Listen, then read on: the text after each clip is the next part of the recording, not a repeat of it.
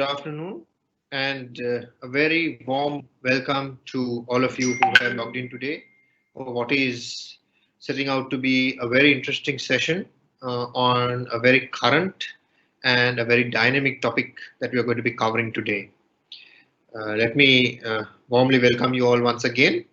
And with that, let me start off with a very brief introduction to the Federation of IT Industry Sri Lanka.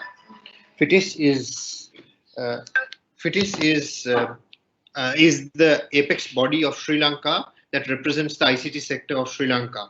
So, Federation of IT Industry Sri Lanka is representative of multiple chapters, including the hardware chapter, which represents all the hardware and the system integrators, the software chapter, which represents all the software companies, the the education chapter, which represents all the education and training institutes, the professional chapter, which represents all the ICT professionals, and the telco, the communication chapter, which represents all the telcos. And very recently, we've actually added two new chapters, one being the office automation chapter and one being the digital platforms chapter. So as you see, FITIS is representative of the full gamut of the ICT industry.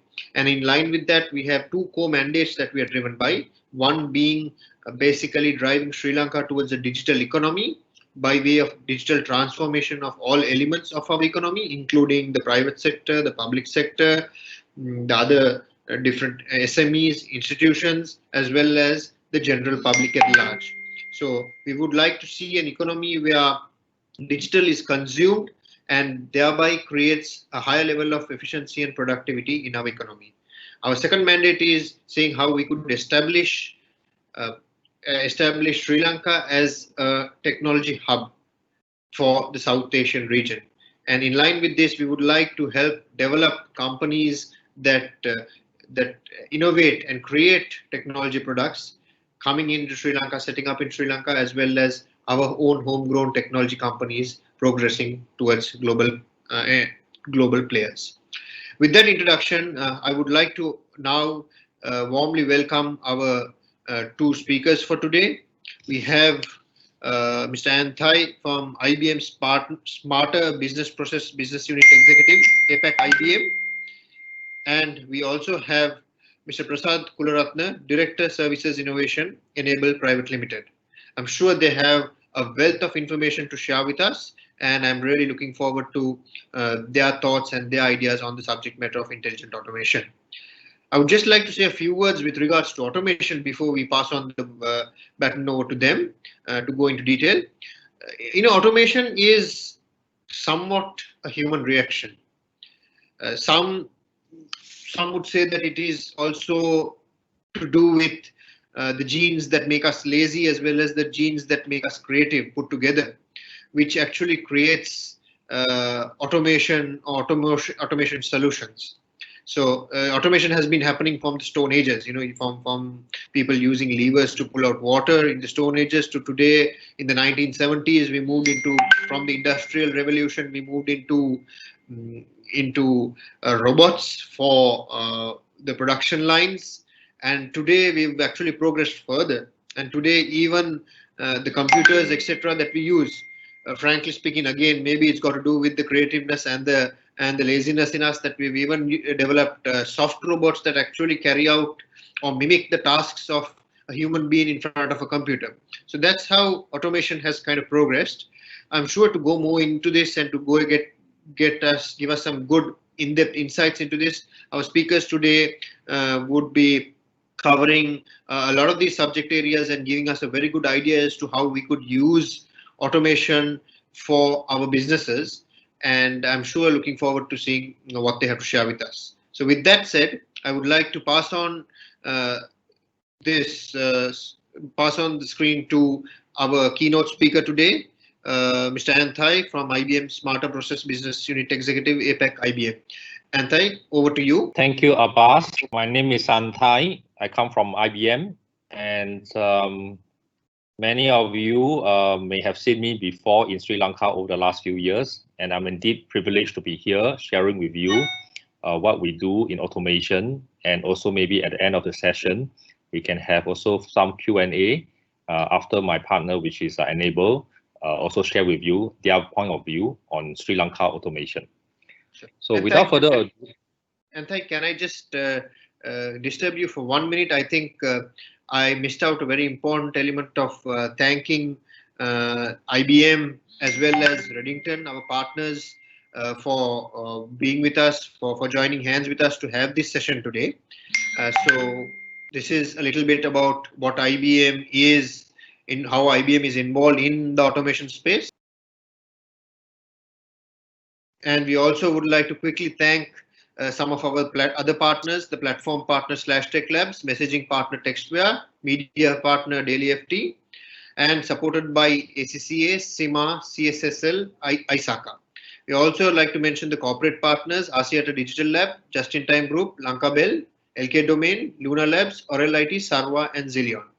So with that round of thanks, I would like to pass it once again to Thye. I'm sorry about interrupting you there, Thye, but over to you. No worry, Abbas. Thank you. And let me request control. Oh, thank you. All right. So let me quickly get into the agenda. So many of you today are faced with a new situation, right? So imagine 6 months ago, how was your company doing?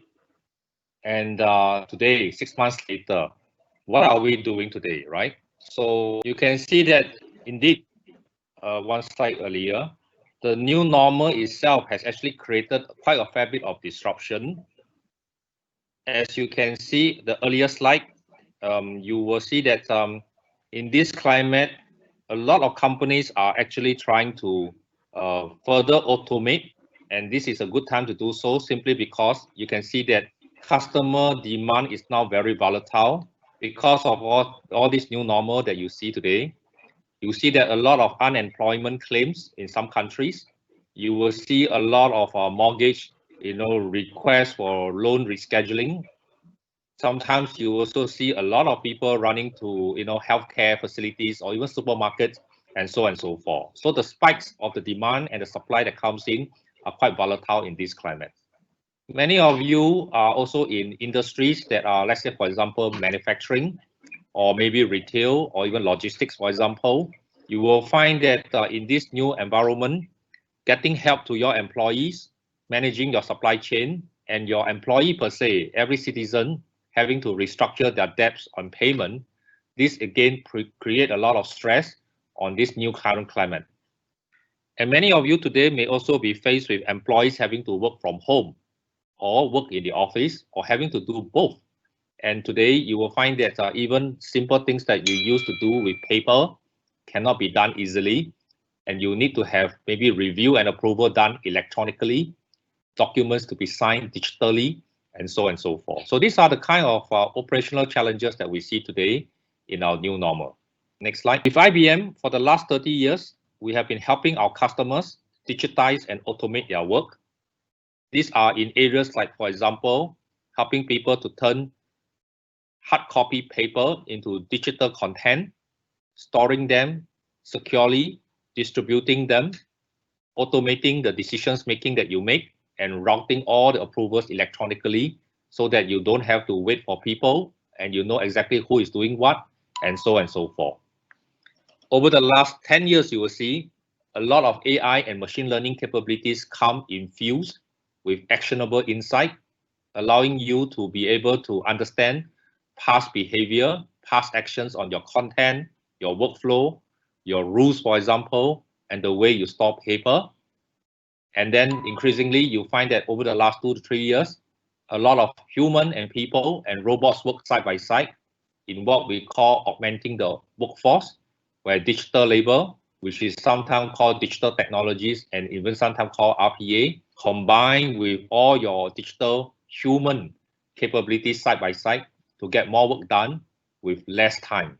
You will see now a lot in workplaces, human controlling machine to augment this new workforce. So this is how the journey that has transpired over the last 30 years. We call this the journey to hyper-automation. Next slide. The new landscape that you see is a combination of many capabilities that we have bring to bear with our existing customer. You will see that, for example, documents today electronically being scanned can be scanned through a mobile or a desktop scanner but we will actually extract, classify, and be able to redact some of the information and store them securely in your content manager so that they can be shared externally with privacy, be able to comply to GDPR, and electronic, what we call documents, are now sent to the different people, not only within the department, but also cross-department or even cross-enterprise, and approvals and what we call reviews are carried out electronically, whether you're at home or you're at the workplace. And if you want to increase your productivity by reducing the keystroke that you need to key in data repeatedly, you can deploy robots that can fetch data, copy data into many systems without having to rekey in and without having to do what we call integration.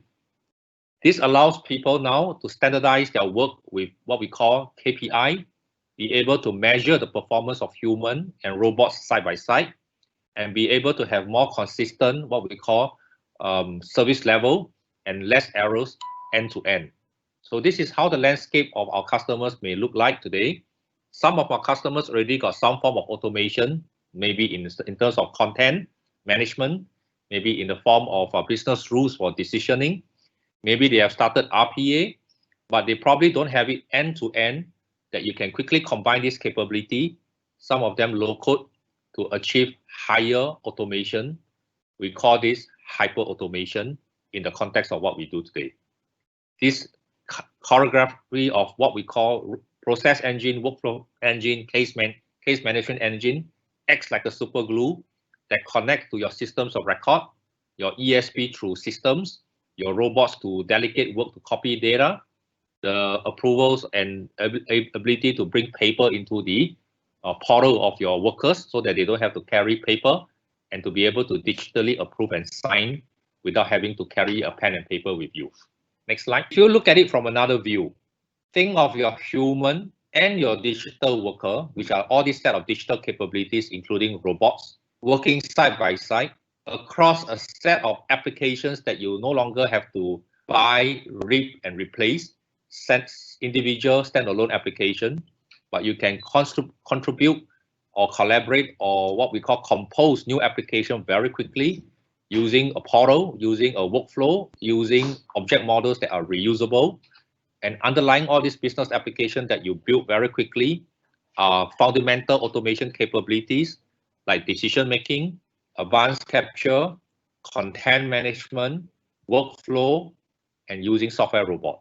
And we take this journey into the hyper automation era simply because whenever decisions are executed, content are being scanned or stored, robots are being executed, workflow is being run, the event streams of all these transactions are being fed into a data lake that you can actually mine, curate, get ready for AI, find out a bit more insights of past operations, past behavior, past decision, and they are further feedback into your existing systems for further improvement in your processes, your decision making, and so on and so forth. So this is a closed loop systems that we have end to end in a capability that we call Cloud Pak for automation, and this allows you to continuously improve.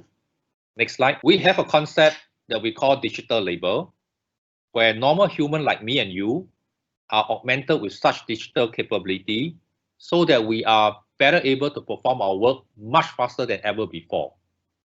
Imagine the robotic process automation or RPA, which are like the hands that can copy data very quickly for you, work 24/7, at speed 7 times faster than a human and can type, and work 3 times longer than a human without vacation and so on and so forth. They carry out repetitive and routine work for you day in and day out. Imagine your workflow, which is like your central nervous system, connecting your brain, your eyes, your hands together and coordinating the work of human and people and documents and robots end to end, and measuring all their performance in terms of time, turnaround time, reduction of cycle, and so on and so forth. And this is helping you to orchestrate and coordinate and so on and so forth. Imagine having the ability for you, instead of you typing text, you can actually chat and you can talk and you can have what we call speech to text and text to speech and interactive voice response systems to your robot And these robots interpret what you're trying to do and send messages behind to coordinate all this work for you.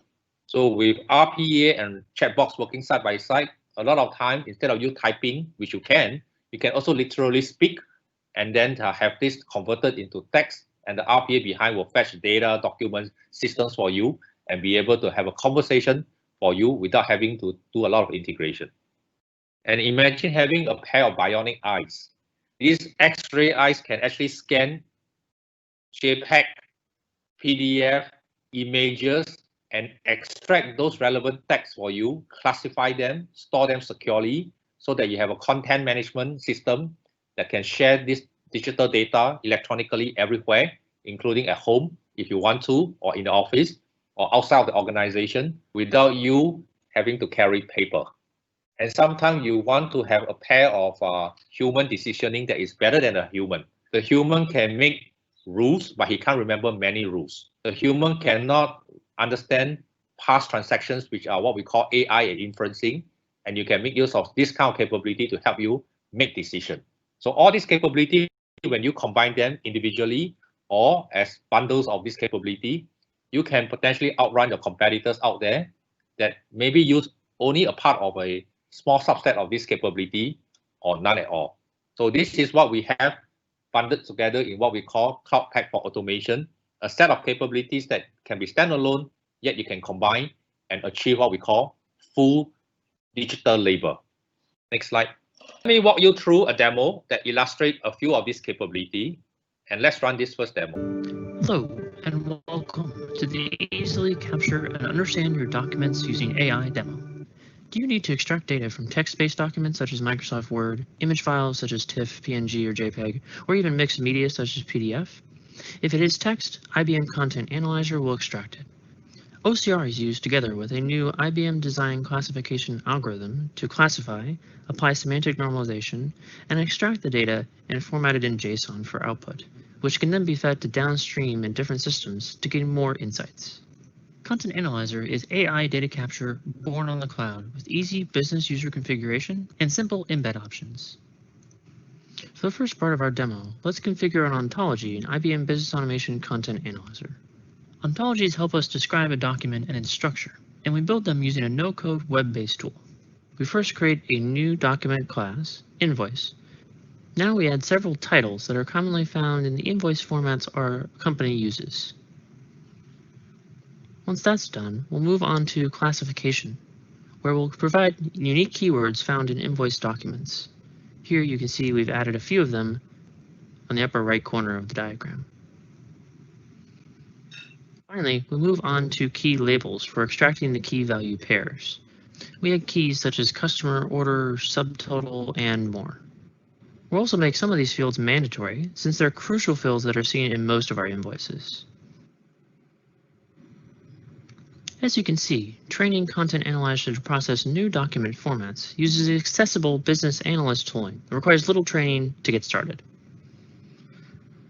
Once we finish with our keys, and we make a few more of those keys mandatory, we can also add aliases for semantic normalization, which teach the system that order has the same semantic meaning as, say, order num or order number. Looks like we're good to get going. Let's move on to the next step and process a document. First, we select the document and upload it. After a couple of seconds of processing, we're able to click on the file name and check the resulting output. Looks like in this case it's in good order, as the green checkmark notes, and Content Analyzer was able to extract all the important key value pairs. We can also see them in context within the document by clicking them on the right, and it will outline them on the left side. In a matter of just a few minutes, we train the system to extract data from a new invoice document format. IBM Content Analyzer is a service delivered on cloud where you submit a document for classification and relevant data is extracted. It's different from traditional capture systems in that it doesn't require templating. Users can very quickly train the system and immediately receive results. It's born on the cloud and will stay that way. Deployed very quickly, integration is easy as it provides the flexibility to work with other lines of business applications by out-of-the-box REST APIs. In summary, what's the value of Content Analyzer to your organization? It's easy and simple to configure. Content Analyzer was made simple and easy for everyone without using templates for complex rules. With a design tool for business analysts, you don't need any IT background to configure the ontology. Next, the system learns very quickly. It can be trained with a few samples and within just minutes. It's possible because Content Analyzer is looking for visual clues just like humans do. And with Content Analyzer as a cloud-based offering, you can be up and running right away within days. Thank you for watching the demo. So this is the first demo that shows the bionic eyes infused with AI engine, whereby different document types, you don't have Hello, to and welcome to the templatize, easily capture. and you don't have to templatize them. All you have to do is to create a taxonomy and then map the aliases, and all different formats of the same document types, it will be able to machine learn, extract accurately for you, and be able to store into your content before you pass over to your RPA or your database to keep it secure. Let's now look at the second demo.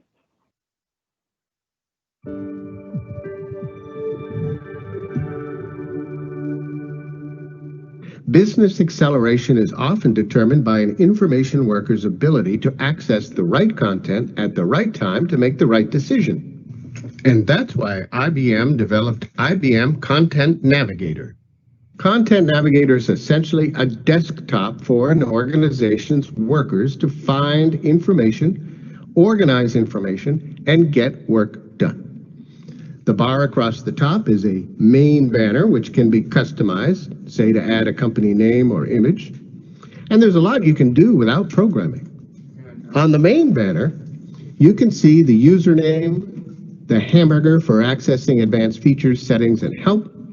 And on the left is the feature view pane. You see the house icon, search, and team spaces. And we have additional plugins you can add, and they would appear here. The center of the screen shows us the browse view to enable us to access and view content. On the left, we have a navigation pane. In the center is the content pane, and on the right, you can see thumbnails and details of the content selected. We can switch over to the magazine view, and now we see the same content with miniature thumbnails. This is handy for taking advantage of social features, such as comments, tags, and likes. I can add a comment. Hey, let's have our next meeting here. We also have a film strip view that's very handy for looking at media, especially when you have a lot of it. These options would work similarly whether you're using a web browser interface, a mobile application, or our integration with Microsoft Office. Now let's search for some documents. Let's say I'm an HR manager and I need the HR policy documents. I click on the predefined search for HR policy documents, and there they are. Or I can create a new search using metadata or full text to find any HR documents that I need. I can perform a cross-repository search to find all my documents, whether they're in my primary IBM repository or in other repositories like Box or SharePoint or a CMIS repository. Let's take it to another level. Say I'm looking to fill a position and I want to search resumes for qualified candidates. I can use a faceted search to easily find the resumes with the skill sets that I'm looking for. In this demo, we've seen how Content Navigator provides an easy-to-use environment for accessing, viewing, and working with content, no matter where it is in your organization. You saw how to open and view documents, how to locate documents using metadata and full text search, and finally, how text analytics can enable a faceted search. The IBM Digital Business Automation Platform provides the industry's best solution for accessing content in real time. Many large organizations have multiple content deployments between ECM systems, file servers, cloud, and mobile deployments. Accessing content can be a significant challenge. IBM Content Navigator is a solution framework for accessing and working with content across the platform. It provides users with an environment specially built to connect people, processes, and content. Content Navigator is a simple, configurable, browser-based solution that can access all IBM ECM repositories, Box, and those which are compatible with CMIS, Content Management Interoperability Services. It also supports external data integration for improved metadata and indexing. And finally, Navigator offers a visual component toolkit and plugin architecture that accelerates new application development. Thank you for viewing this demo. Thank you for the second demo. And as you can see, instead of having papers scattered all over the place or file folders that everybody manage, imagine putting this centrally and yet can be confederated with other repositories that you have. And you created a super repository or a brain that can be easily accessible by omni-channel and secured sharing and collaboration and so on and so forth. This allows you to be able to have a vast repository, easily managed, easily searchable, yet secure and protectable in your own environment. Let's look at the third demo. Hello, and welcome to the IBM Business Automation Workflow demo.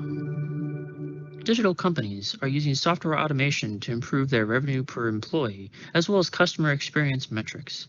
Through productivity and scale, they provide their employees with the right information at the right time. Workflow automation includes three key capabilities. 1. Case management, or the data and work associated with a business entity, such as a person, investigation, or product. 2. Processes, to orchestrate human and system tasks in a predefined and structured flow.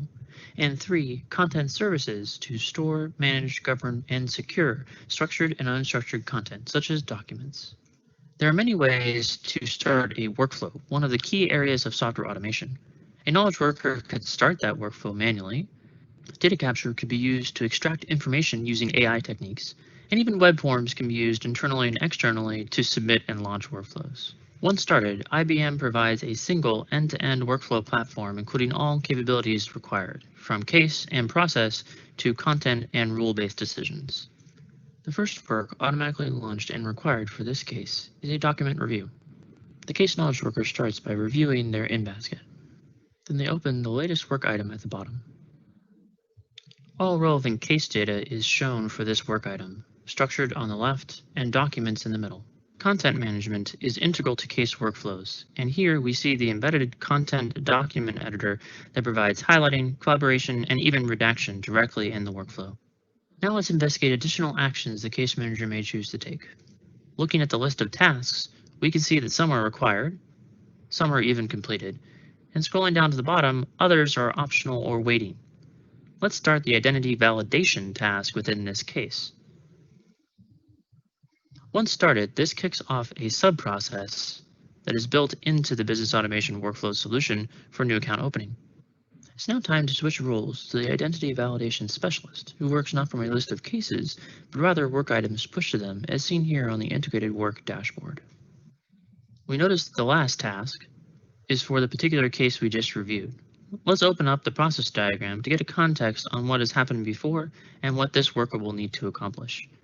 We see a system task was able to validate, however the confidence was low such that a human is required to do an additional review.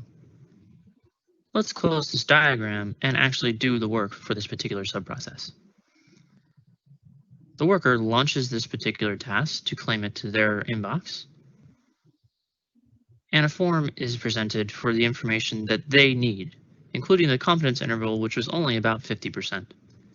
Once they do the necessary work, they're able to submit their response, and this information is routed back to the overall case. Let's move back to our case list and again take on the role of a case manager or case worker.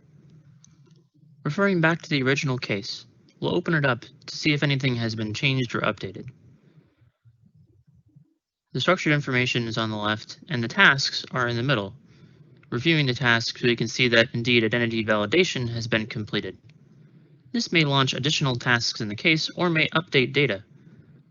We see on the left under account that the validation has been returned from our subprocess and stored permanently in the case record. Last, our knowledge workers decide that this case is ready to be reviewed and closed. The overall case historical record is persisted and is an important item to review whenever the case manager has questions. At this time, the case manager is empowered to start any additional tasks they deem required, or just close the case at this time. The benefits of IBM Business Automation Workflow are clear through increased automation on a single workflow platform, driving straight-through processing with easy-to-use integrations all in context, and scaling end-to-end improvement through tools like analytics that will allow your organization to achieve higher revenue per employee. Thank you for watching the demo.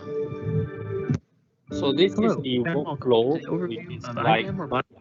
the super glue, and this super glue connects people, document, business rules, as well as systems of record that you can integrate and bring them into one platform that you can collaborate, review, sign off, and store the records into your systems of records.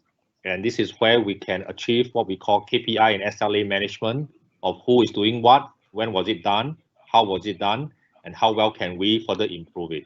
So this tracking is all engineered within the workflow capability. So now let's look at the last demo on the RPA or the robots per se. Hello, and welcome to the overview of IBM Robotic Process Automation as a Service with WDG Automation. In the next few minutes, we're going to show you how Isaac, a business analyst, can use this low-code AI-driven RPA tool to build, run, and monitor a bot to automate a manual task. Here's the scenario. When a customer submits an address change request via the company's website, it's manually entered in the company's legacy systems since APIs aren't available. This task is repetitive, time-consuming, error-prone, and of low value to the team's time. With RPA, Isaac can build a bot to offload this work and free his team to focus on onboarding new customers and troubleshooting operational issues. Isaac starts building his bot in Studio, a low-code bot authoring environment, and creates a new bot. Right away, he has access to more than 650 pre-built commands to quickly assemble his bot using guided wizards. Commands span a variety of areas, including base commands such as email, files, and web browsers, as well as more advanced AI, including machine learning, and also natural language processing for extractors, classification, chatbots, and much more that we'll see in future demos. The unattended bot starts by opening an Excel file to see the data for a demo. The path to the Excel file is all RPA needs, and the command takes care of the rest. Isaac then opens the Excel file for data access and uses a get Excel table command with more options, such as getting the entire table with header rows. Last, Isaac adds a launch command to open a legacy application named Master Account Management System. Isaac runs the bot locally to test, and success! Both the Excel and legacy application are open. Then he starts recording. So far, we've manually dragged and dropped commands, but now we'll have Studio capture what we do automatically. After hovering over username, it is highlighted in red, and we tell Studio to set a value. Great. We do the same for the password field. We could get that value from a local or cloud-based security vault, but for now, we'll just type it in, and then click on the login button. Repeating these steps for each data field allows Isaac to create the remaining commands. Then Isaac clicks on Start, sees the robot open the spreadsheet, read the data, open the legacy application, log in, search for the first customer, and add a secondary address. The robot goes back and searches for the second customer in the batch and repeats by adding or updating address data. In minutes, Isaac created a bot that ran in under 30 seconds and updated 27 data fields in legacy applications. The final task for Isaac is monitoring the team's robots. Dashboards are available out of the box and can be customized to display the data you need to monitor your robotic workforce. Execution count? Check. Bot status? Check. Then Isaac's team sees a pattern developing on the day of week view and decides to add capacity on Thursday, which is even easier with WDG's workload management to distribute work across multiple bot agents.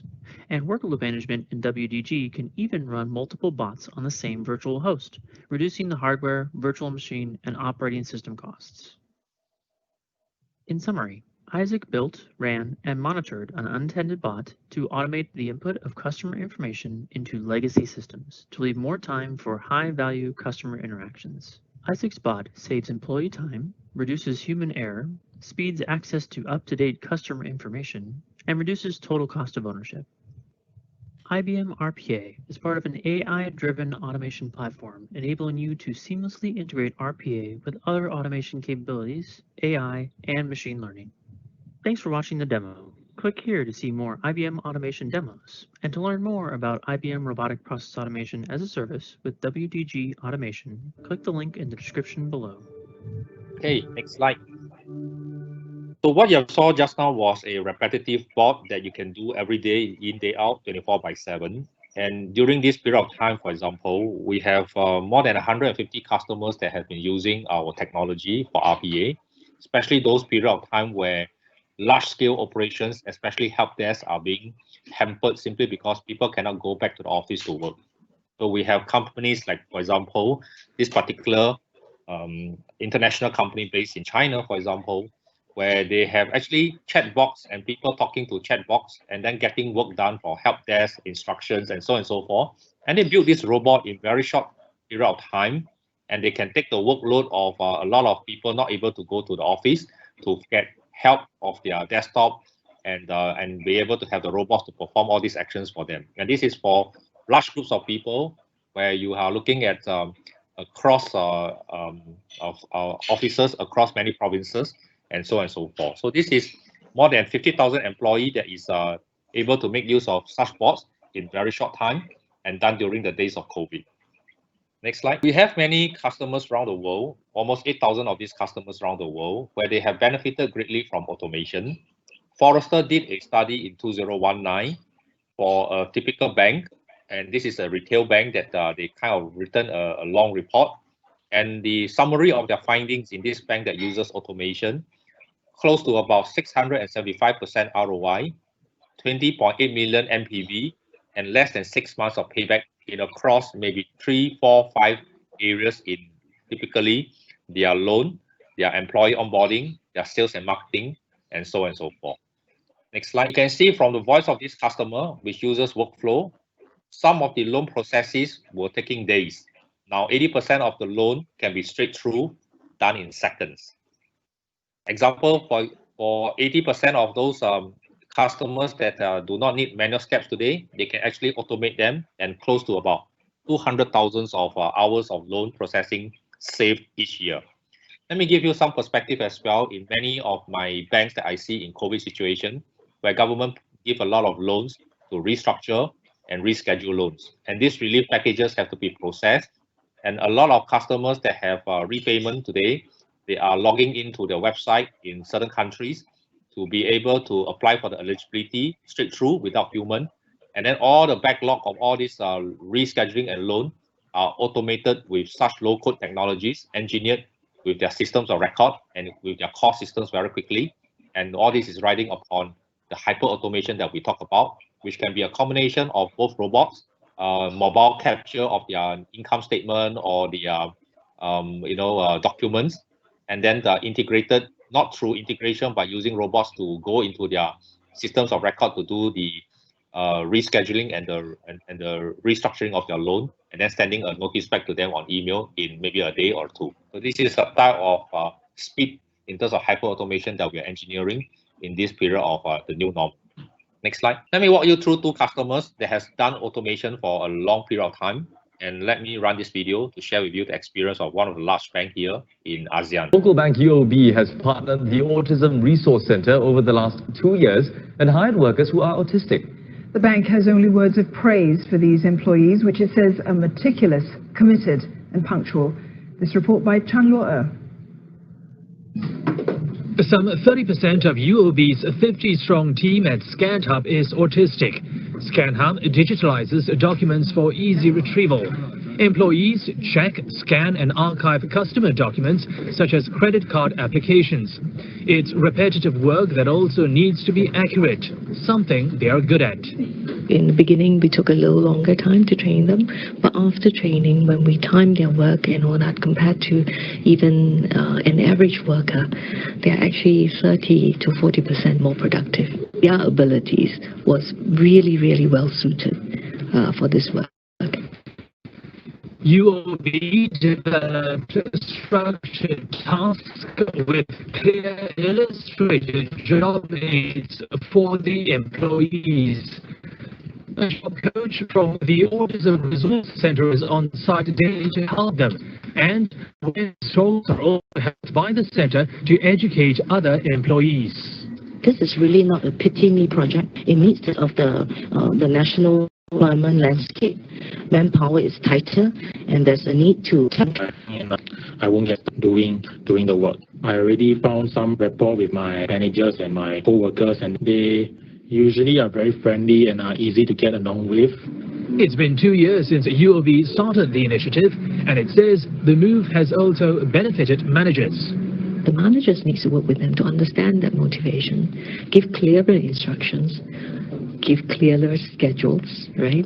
And to organize the work. And actually that makes them better managers. And in today's tight labor market, looking beyond the traditional pool of employees could benefit more organizations.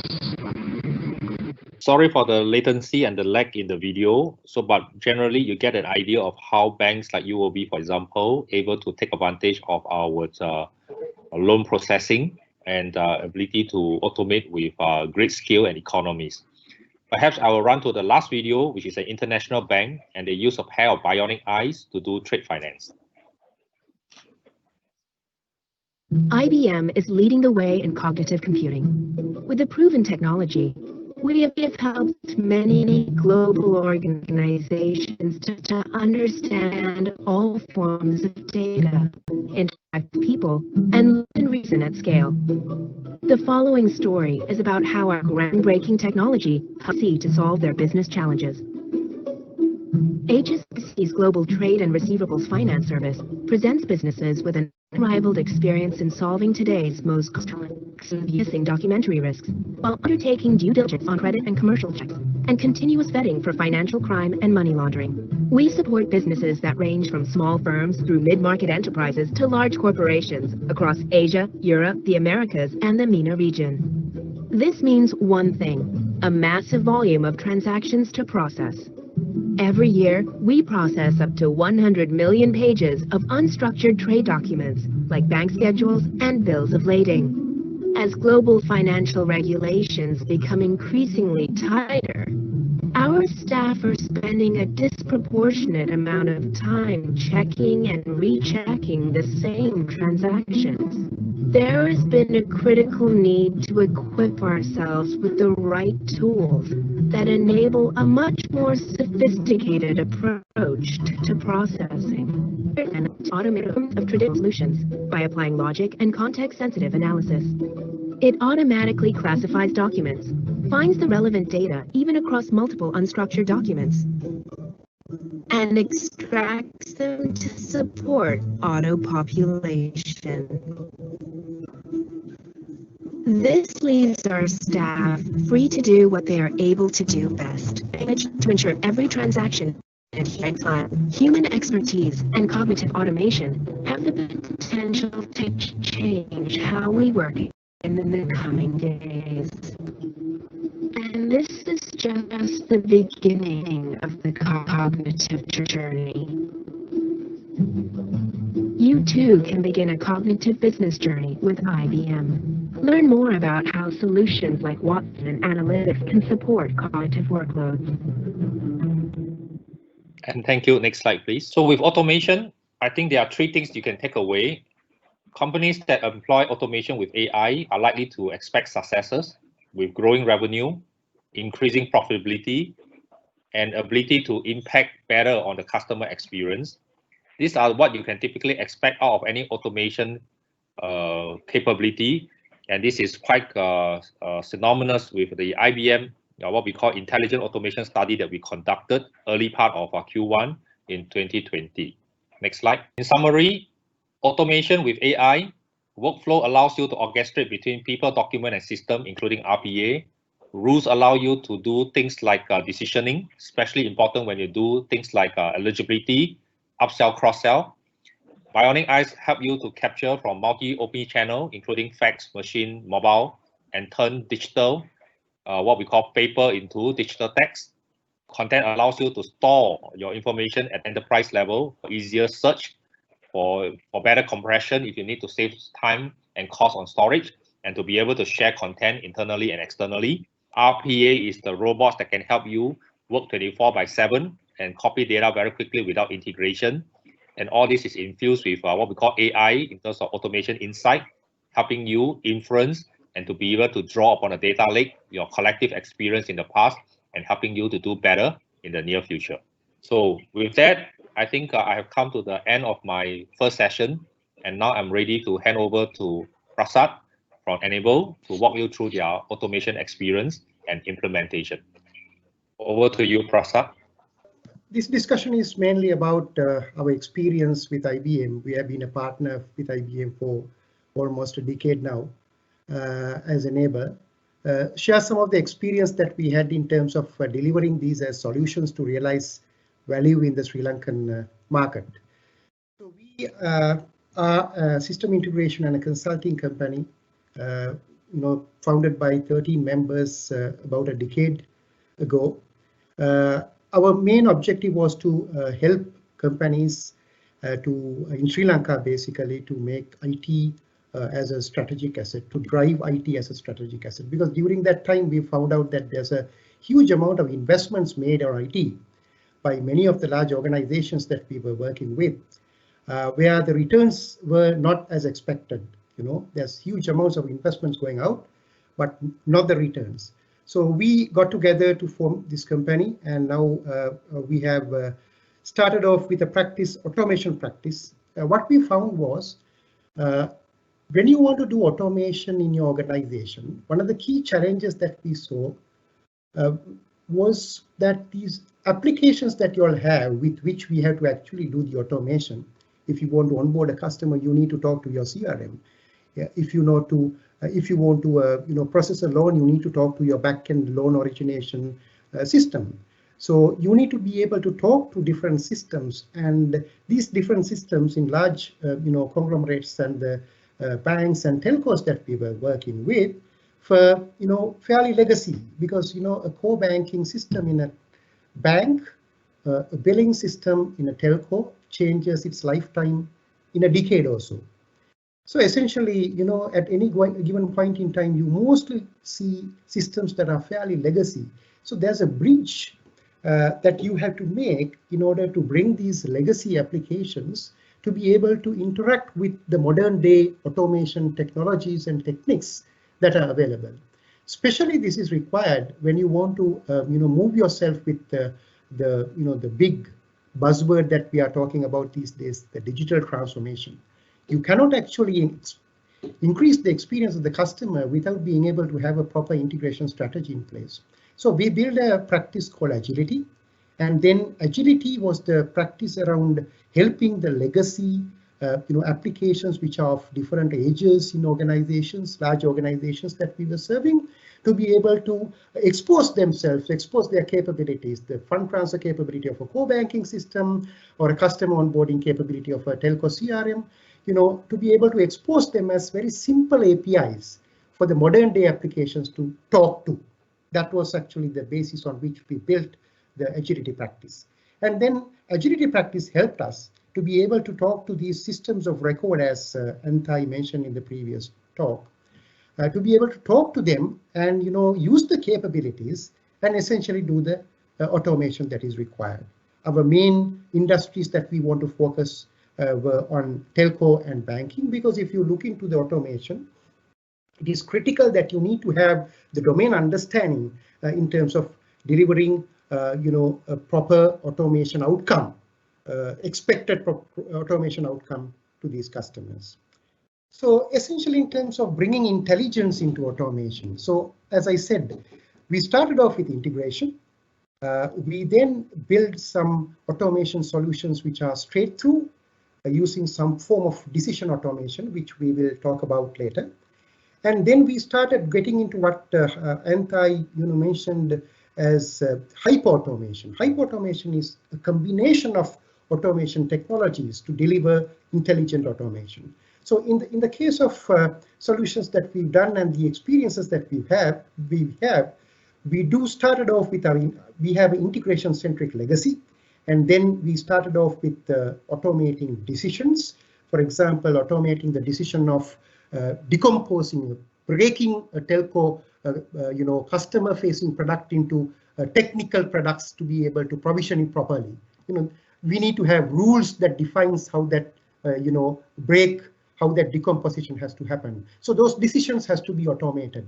So we started off with that form of straight through automation, and then we started moving into human-centric workflow with certain repetitive tasks replaced by the software robots, which Thye touched upon. And combining these technologies, along with that, we started building in parallel to this, the agility and automation practice, a practice around data analytics. We want to predict outcomes using the data that you all have. And we actually were fairly successful in using these predictive analytics algorithms to be able to predict the outcomes, to be able to predict a customer who is most likely to default a credit card in the next month, to be able to predict out of the customers that you all have in your own base, which are the customers whom probably would likely to go for a new credit card. Now, these types of predictions were something that we thought would actually help customers in terms of generating acquiring new businesses those days. We are talking about 4 or 5 years. So we started and converted our data analytics practice to predictive analytics practice. So today, the skill set that we've generated out of predictive analytics would help generating this intelligence aspect of automation, as we see when we get to some of the case studies that I have lined up today. And in terms of an automation practice, it is very critical. We need to have the technology expertise as well as we need to have testing and program management expertise, because what we found out was when we went to banks or telcos, they would like to consider this automation as an initiative and as a practice.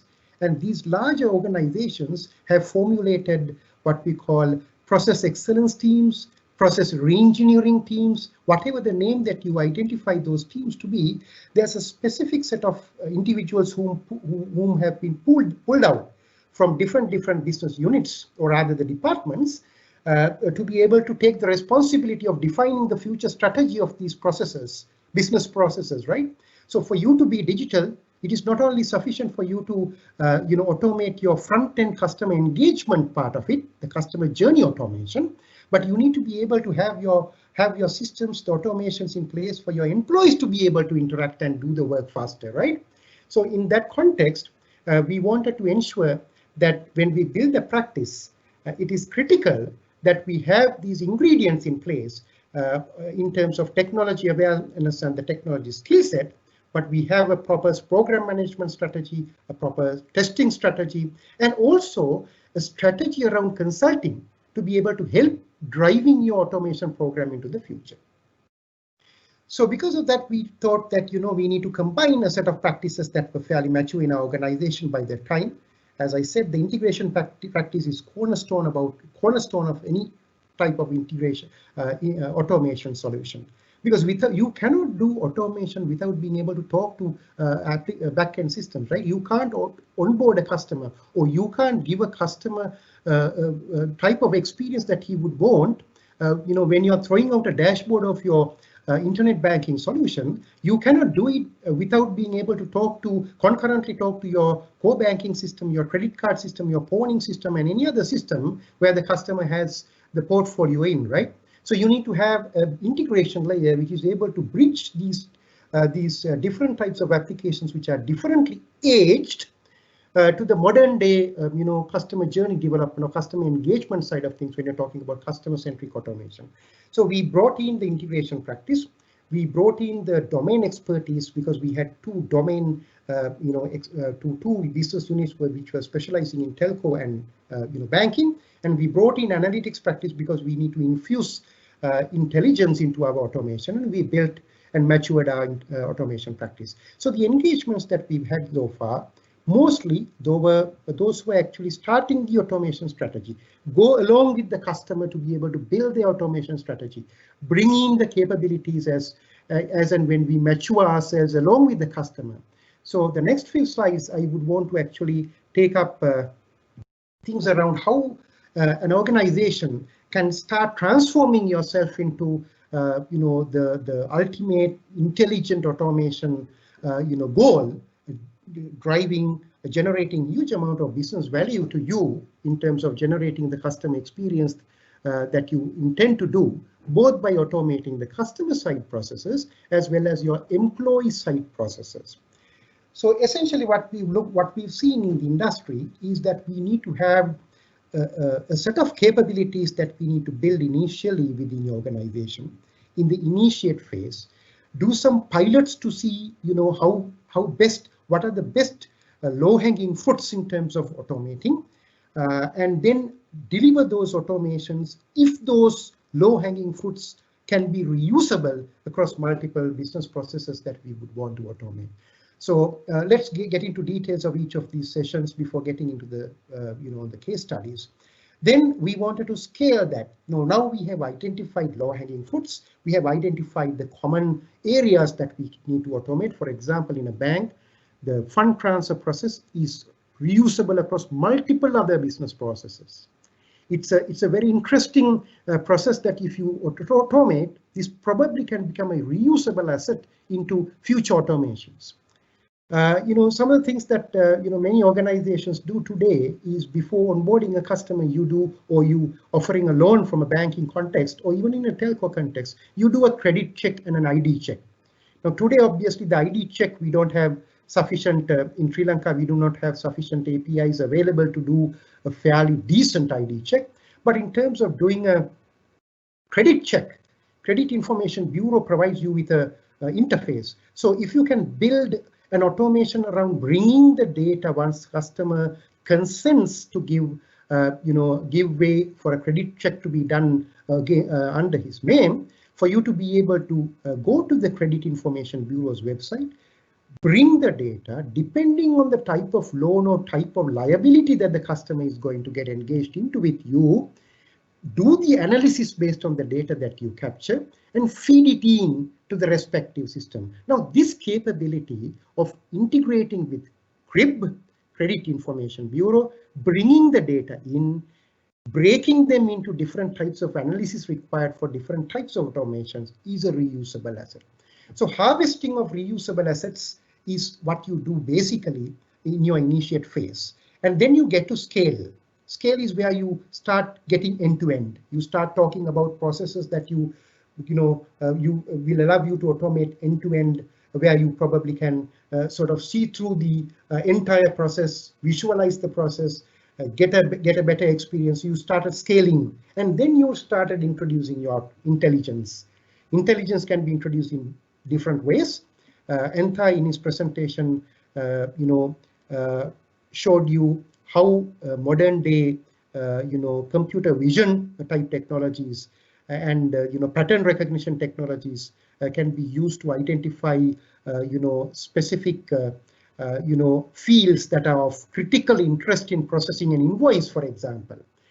Invoice number, date, amount, line items, the taxes, reference to the PO number. So those are critical items that I think Thye showed you how you can actually intelligently gather these. So that's part of the intelligence we are bringing into your automation. In addition to that, of course, the predictive decisioning capability, which a small example I took before, which I will elaborate a little bit more.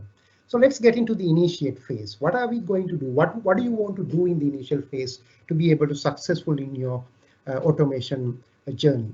The most important thing is you need to go deeper into what you're doing today, what your process, what your customer onboarding process is, what your process for, say, handling a service request issued by a telco, from a customer, what you would want to do in terms of initiating a project inside your organization.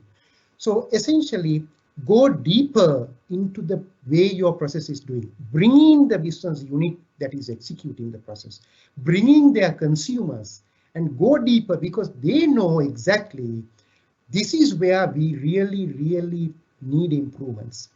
Now, I would actually onboard a customer easily, but when the customer brings all the documents, I can onboard him easily. But if the customer comes and shows me their utility bill as an address proof on the mobile phone, How would I do it? Today's process doesn't allow that for me.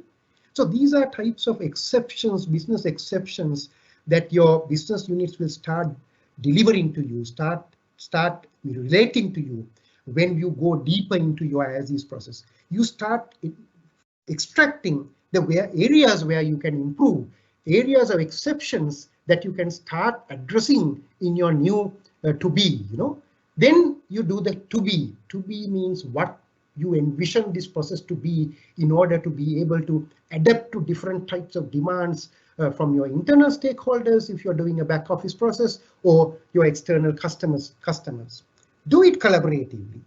Now I've seen in digital automation, digital process, digital banking journeys. I've seen banks visiting, taking a stratified sampling of their customer base, bringing in different types of customers, including millennials behaving very radically in front of an internet banking solution, getting the ideas in to be able to collaboratively do your to be process, how it should be. And then COE, Center of Excellence. This is the key part of it. We've seen organizations struggling to move ahead with their automation journey without formulating a center of excellence properly. Because of the archaic politics that we have, different business units and these newly formed business entities and all of that, we've seen that this is the critical success factor in terms of a proper initiate phase. Why I'm saying so is any large organization would have a process guy, a process reengineering department, A telco will have a business process reengineering team. A bank would have a process excellence team. So you all have these teams in the same way that you formulated your digital process officer, chief data officer, and an organization around that. Now, large organizations are actually, improving the focus on this single unit that is responsible for reengineering or, bringing the process discipline into a, transformation initiative. And they should have the required level of authority. Now, it is difficult to get that level of authority unless you formulate that team with the correct people. And then that business process reengineering team should be able to interact within the COE with correctly identified people from the business units. Now, it is very critical. Assume that you're, talking about an onboarding solution, automation of an onboarding solution. Now, you probably in a context of bank, because I am talking much about banks because I am very close to it in terms of the recent projects that we are engaged into. What we find out is, it is not probably you can't actually do a proper onboarding solution with talking to only the branch operations team or the branch team. You need to get other teams in the backend as well. You need to be able to identify the cards team. You need to be able to identify get the people from marketing department, marketing team, the sales team. So the correct set of business units being able to be part of, representatives of them be able to be part of the COE is a critical aspect. Then it is critical that you bring in IT. Without bringing in IT, we've seen enough of challenges. We've done huge, nice, very interesting to be, ultimately end up with, having no way to integrate. Because IT knows about the application landscape. IT knows whether it is easy to integrate. I need to develop an interface. I need you to deploy a bot to be able to integrate with me. That is what IT would actually bring that. That insight is brought in by IT. So if you have a combination of these three things, and if you can break the politics associated or are the politics that endangers the collaboration between these different units, that's the biggest win that you can actually make in the initiate phase, because the rest of the things will start following up in an unimaginable pace. The delivery of outcomes, the delivery of automation projects, especially, will start getting faster and faster. Getting to scale, this is where actually you start adding capabilities and build for scale. Adding capabilities in terms of usually in the initiate phase, you start low-hanging fruits. You start, bringing in a bot, do some reconciliation, develop a workflow to, handle a common process like, the crib automation or a fund transfer or some things of that nature. But here you take in those aspects, whatever you have developed, and you start enabling more capabilities. You bring in capture, intelligent capture, which Thye explained to you, a capability to capture the essential information from your unstructured data, bring it into the process. Now, the beauty of the platform that we are working with in IBM is that these capabilities are not in isolation in their platform. They are part of the same platform. They took a long time to come to this level, but they had the vision at, in this digital transformation era, and at the same time, in a situation like what has been brought in to us by COVID-19, we don't know who is going to be absent for 1 week because of self-isolation. Critical employees might get, self-isolated. Now it is happening heavily in the UK because I witnessed them. So clearly, during this type of a situation, having a platform which is having these capabilities together to be able to build a workflow automation as well as a case process style workflow automation to automate, things like maybe onboarding of credit card, and to perhaps do a case style automation to do your loan origination. The capabilities are part of the same technology platform. So that's a benefit. That's something that we probably need to think through, because the rest of the automations has to be driven very fast. They have to be developed very fast. And the other aspect I would want to get to your attention is having a very, very interesting, very, very detailed, very, very deep thought through KPIs. How fast the bot should do a, onboarding of a customer into your HR system. No, onboarding of an employee into your HR system to be able to do a role change. If a bank wants to do a role change, how fast would you want to do that so that that particular person can go to that particular branch and execute that task immediately? These types of the KPIs needs to be well thought through. They has to be operational as well as business KPIs. So we need to look at both what a robot would do. Now robots and humans are doing work together. So you need to have KPIs to both of those entities. And the other aspect is the moment you start developing your automations, especially human-centric type automations, workflow automations for the back office staff, the same way that you are actually going for a very interesting, resourceful, easy to use, intuitive interface on your web and the mobile channel to your customers, you need to give at least closer to that level of importance to the UI that you're giving to your customer, your own employees, because own employees needs to be able to do the things faster, right? So for them to be able to do the things faster, for them to be able to approve a loan, the amount of information that should appear in an intuitive manner in the screen becomes very, very critical. It actually helps a decision to be taken in a minute, in a few seconds, as opposed to a decision to be taken overnight. Because if the information is not present in the way that is intuitive as it can be, he has to make a call, he has to check the mail, he has to send a mail and get response. No, we can't actually live with that in this digital age when we are trying to make the businesses more efficient and more customer centric. You can't make a business customer centric without having this type of a platform, having the workflow automations with a fairly decent, well thought through user experience strategy for your employee side of things. And then obviously the governance. Bots will start doing things that you never thought they should do. They will start doing fairly sensitive things in your backend systems. They will start changing certain critical, sensitive data items. And you need to be able to have an audit trail. You need to be able to have a governance of what they're doing. You need to be able to have the visibility, and those actions should be auditable. So that platform should be able to provide those auditable, capabilities in terms of driving the governance. In this phase, we start scaling. So we need to have a better bot reuse strategy. We need to be able to, as I said, the common capabilities we've identified in the initiate phase. In scale phase, we are actually defining a strategy. This is how I'm going to reuse my bots. I'll show you probably in one of the examples or case studies later on. And getting into transform phase, which is interesting, but very few customers in Sri Lanka has gone into this in a I would say in a fairly elaborate manner. This is where you start actually bringing in the predictive decisioning and intelligent capture obviously is something that you can start early on in your automation journey, but then predictive decisioning and all that, to be able to identify customer acquisition, customer onboarding process starting with customer acquisition, to be able to have an acquisition prediction model. Now recently, of course, about a year back, we did a model for a customer to be able to predict the set of segment of customers out of their entire customer base who are likely to go for a 5 million type retail loan.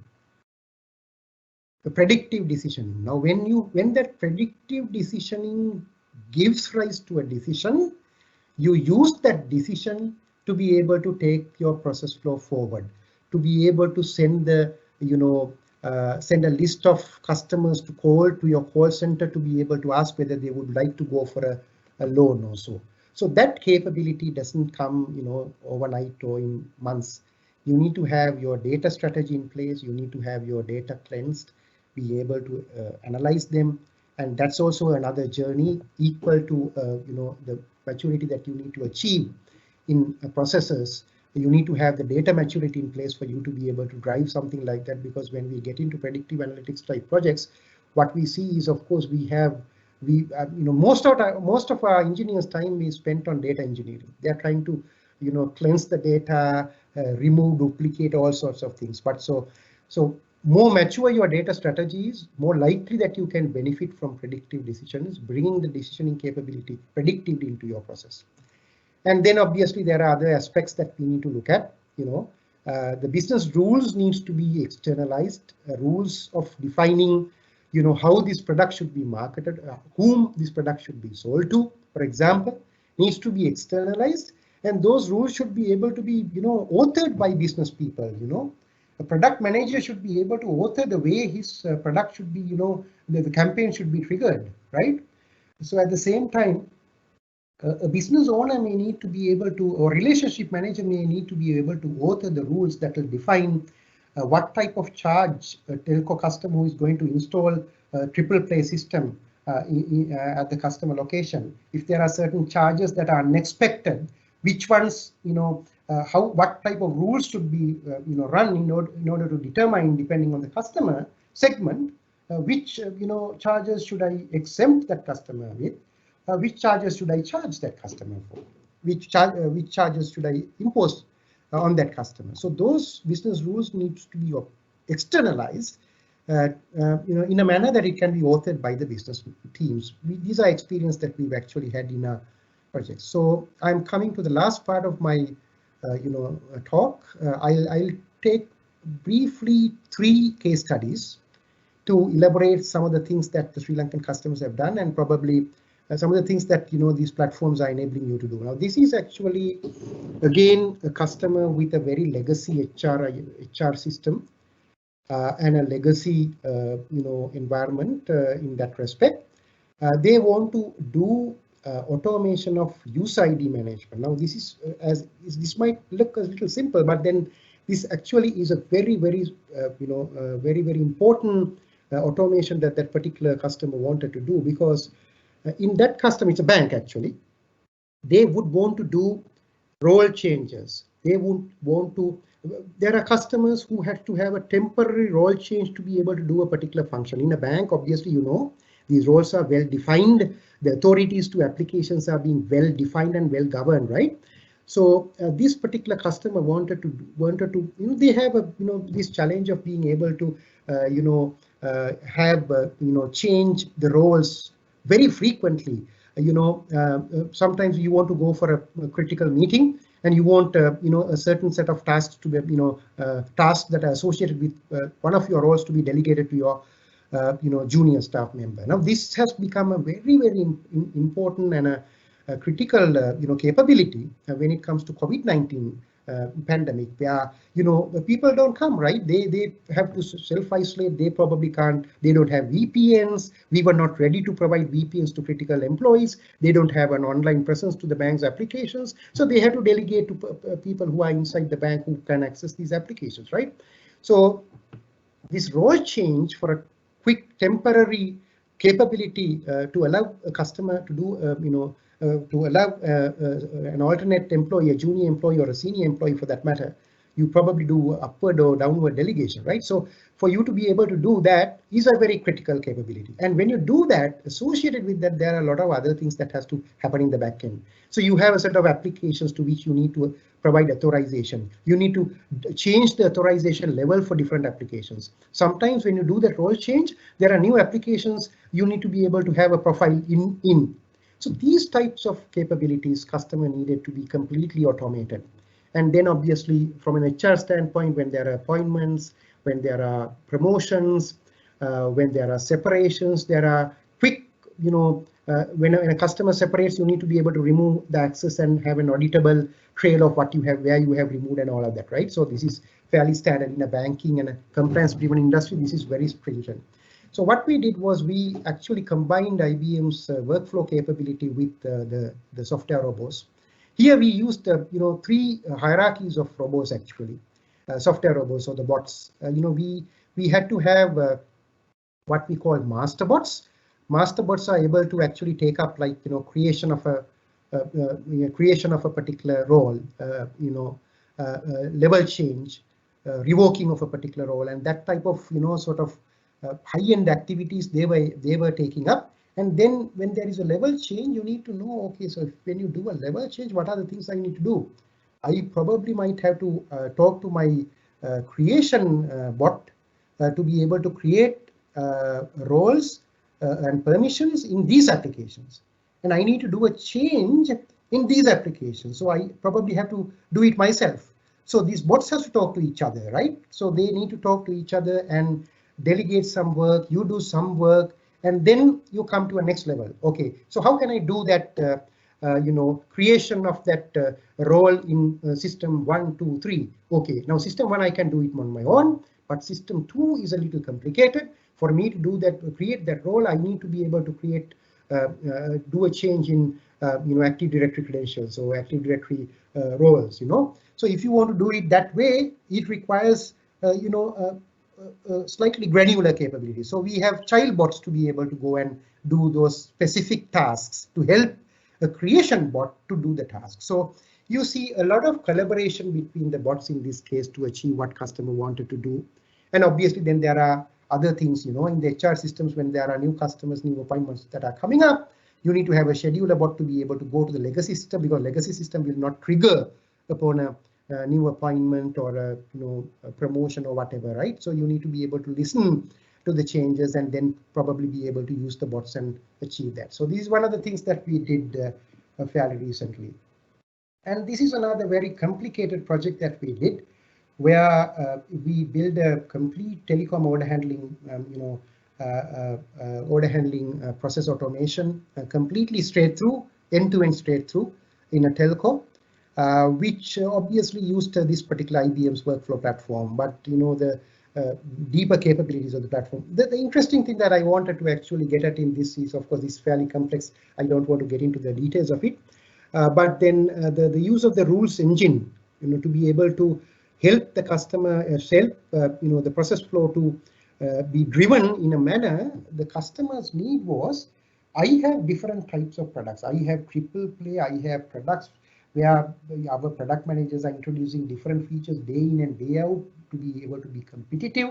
So I need to be able to define my products the way I want, and I need your automation to be able to adapt to the different types of products that are different types of features that I'm introducing into the product, and be able to do the provisioning correctly in a legacy provisioning system, and to be able to go to the billing system and create the respective billing products and accounts and all of that in line with those changes that I do.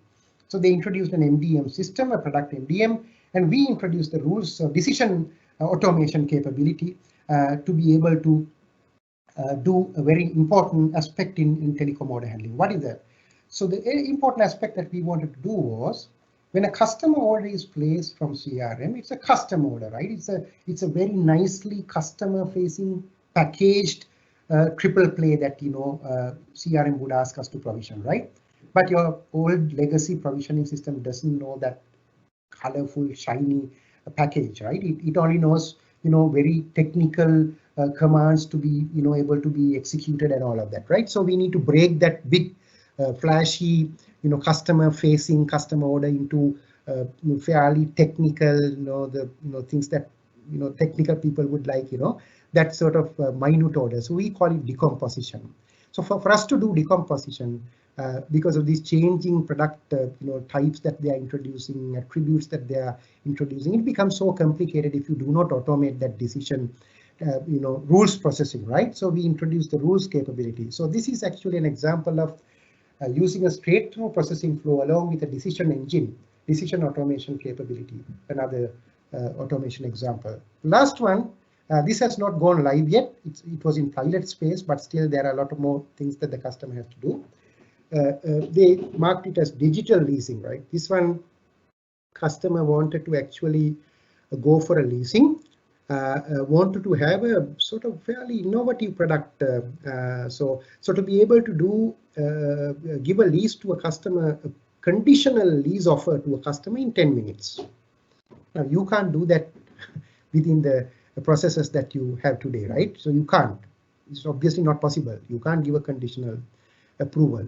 So for you to be able to do a conditional approval, you need to do a few things. One of the things that we identified as a fairly difficult thing for that customer is to be able to, so a customer would apply, okay, so end user, customer's customer in this case, our customer was this leasing company. Customer would apply for a lease, and then you actually say, this is my car, this is the vehicle, this is vehicle leasing, right? This is the model, this is the mileage, this is what all the features that you probably give those features to in the application form, and you say this is the lease that I want to go.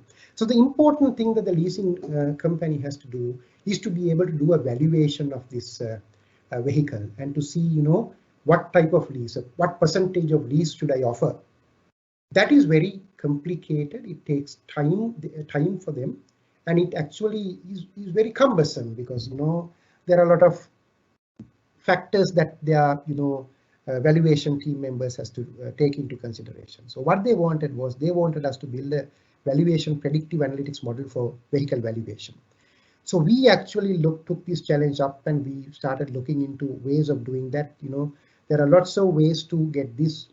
We analyzed each and every attribute that contributes to the price of the vehicle, the valuation of the vehicle. And we started, doing various sorts of things, going to internet, identifying, sort of valid, trustworthy sites to be able to use certain types of allowed screen scraping to be able to bring in that data in, using various websites, a combination of websites, which are fairly, in a way, it's confidential in this particular case. And we bring in that data, we put it in the prediction model, and we are expected to give a 90% accurate estimate. So that estimate, based on that estimate, if they have a rules engine where they define, of course, if this is the application, if this is an existing customer, and if the valuation and the requested lease is of this proximity, then this is the percentage I would offer. So they immediately, after going through this predictive analytics model, they are able to give a conditional approval. Obviously, once after the conditional approval is given, there's a lot more other processes that you need to do. You need to do ID check and creep check and all of that. And there are, of course, customer plans to use a bot to be able to integrate with Crib. Those days, of course, this was actually fairly, the pilot was done fairly some time back. So during that time, obviously, Crib, Credit Information Bureau of Sri Lanka, did not offer APIs. So you had to go to the website. So we needed a bot to be able to use the bionic eyes to be able to see the and capture the attributes and bring them in and do some analysis and then give that to the process. So that's what we did. So essentially, I covered some of the experiences which are relevant to today's topic, and with that, I think I conclude my talk, and we can probably get into the next phase of this this talk, this entire session. We can get into perhaps the question and answer session. Over to you all. Thank you, Prasad, for that very detailed brief on automation. I think you covered a substantial amount of content there. and I think our audience surely appreciated that. And thank you again, Thye, as well, for the very detailed presentation on automation. Since we have kind of run out of time, I'll probably take one question, maybe one or two questions, and then we could conclude. Just one question that we had from the audience was that it was with regards to automation for building automation as well as agriculture automation. And they want to know what's happening, what are the newest trends in these two areas. So I'm not too sure if Thye could take that question. Thye, maybe you could, would you be able to comment on that? Can you explain again the two areas, agriculture and billing? Is it billing? No, Thye, it is actually building automation, as well as what are the newest trends in building automation as well as agriculture, in the agriculture space. What is the first one? Building, yeah, building automation. Yeah. Okay. All right. So I would say that for building automation, a lot of people are managing the help desk, looking at maybe surveillance of cameras, for example, and looking at security, whether you are accessing places that you're not authorized to go in, and so on and so forth. So in that perspective, a lot of IoTs are put out in place for monitoring. And then what we do is that sometimes we may put in, continuous stream of data coming in, and whether they need to trigger, events to notify of intrusion, for example, or maybe, instead of having people to always stand by for, events to happen, you may have, triggers that you automate, workflow to notify people, or rules engine to modify certain suspicious event. Take, for example, in the context of that, maybe not really, a building, but we have airlines, for example. And in the past, they have to stand by at the runway waiting for the plane to come. And when the plane does come, they have to do the inspection and so on and so forth. So imagine having, cameras that are mounted onto the so-called runway or at the gate. Okay, and when the plane comes in, they can sense the plane coming in. They start to notify people to come and do the inspection, and then this keep people more productive than waiting for plane to come in and so on and so forth. So these are the type of event sensors, type with rules engine, type with workflow, and sometimes RPA to update records, especially when you have get the data from one system, you don't want to rekey into another system. So that's our typical experience working with IoT, working with sometimes MES system, and sometimes what we call SCADA systems, that if you need to monitor performance and then to activate and update your systems of record.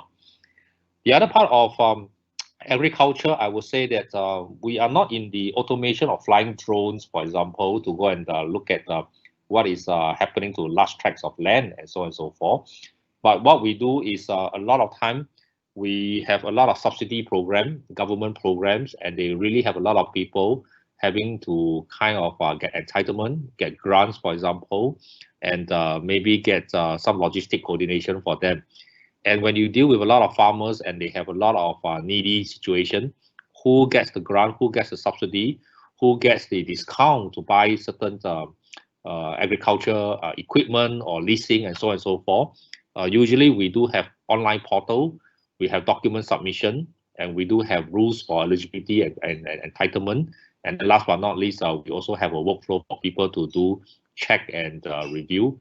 This is to prevent fraud and abuses, right? So this is what we typically do for a lot of government to farmers type of eligibility criteria and subsidy processing, or maybe even permit processing, or maybe even leasing type of grants given to farmers. So these are our experience with automation dealing with these two industries.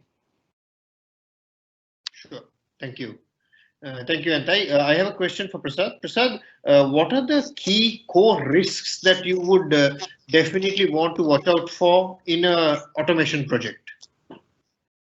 Okay, the key risks, there are twofold. One is, of course, the integration risk. That's a critical risk that we have experienced. Because the integrations are difficult and it takes time, and probably sometimes you don't have detailed understanding of the systems and all that. That's a critical risk. And the other risk is, of course, I would say the requirement risk. Now, requirement. Now, of course, these platforms will actually help you to develop these automations very fast. But then, in terms of the requirements, if the real brainstorming doesn't happen in these, as is and to be, sessions that we do, then once we actually bring this automation into life, we rather see lots of challenges in terms of using it. The users will start complaining about, the outcome obviously is not met and all that. So requirement risk and integration risk are the two risks that I've experienced in doing projects in Sri Lanka. Great, thanks for that, Prasad. And Thye, one more question. What are the core skill sets that you believe would be required for the next generation non-IT executives in line with what's happening in automation? Can you repeat the question again? What are the core skill sets? Skill sets that are going to be vital for executives in businesses. Yeah, skill sets. Well, I guess for automation, a mixture of both soft and hard skills are required, and as well as managerial supervision and oversight, right? So, example, right? A lot of automation start with what we call a desire for improvement, and the ability for you to document what you have today as is and what you hope to achieve in the to-be state. This is usually a science that we call process reengineering, process documentation, and could sometimes be called process discovery. The tooling to help you achieve this in the past may have to draw diagrams and then you throw away, or you bring everybody coming together in a room and then you talk about it for days. Today, we can have a digital dashboard that don't require you to be able to draw diagram. You can literally put down all your ideation process and then automatically generates a diagram in terms of a flow, in terms of your process steps, and in terms of your documentation, all put in one place, even without writing a single line of code. And that skills, which was traditionally used to be a BA skills, now everybody in the company can be a BA to some extent, and they can participate in the ideation process. Then the next step is from a model or a process ideation or discovery. How do you translate it into an executable system, right? So in the past, you require a lot of IT skills to develop the UI, the integration. Today, we have low code capability that allows you to generate applications. You still need IT, but you don't have to do too much programming if you don't want to. And then in case you need to worry about integration, you can make use of robots now that actually enable you to, do integration between systems without having to, deal with the nitty-gritty technical scripts and so on and so forth, right? So these are the new capabilities today that you can empower your skills so that both the legacy skills that you understand and you may have, and new skills that are low code, this can be infused together to help you automate and implement project. And last but not least, as Prasad said, right, every project without just business and IT alone, without managerial oversight, without what we call steering committee and what we call center of excellence, these are managers that track performance of application, measure ROI, look out for future directions and future capabilities to incorporate on a common platform that you invested. These are skills that you can bring together to build what we call an ecosystem of ever improvement or productivity gains in a COE center. So that is what are the skills needed for an automation capability. Thank you, Thye. I've got one last question for Prasad. Prasad, we've got a question from the audience saying, what about the native language processing in automation systems, and how are you going to manage with native language? The question is native language, is it? That's right, yes.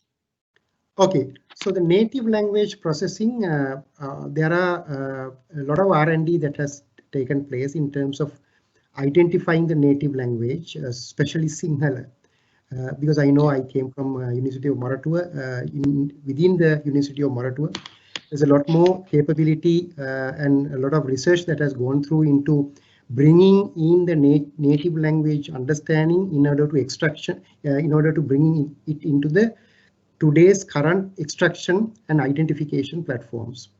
Now that's the level I know. I know of Sinhala being able to the extraction capability, identification capability, interpretation capability has been built as in an R&D level, but it has not yet got into the mainstream product tool sets like the automation tool sets of IBM or any other mainstream player, as I know.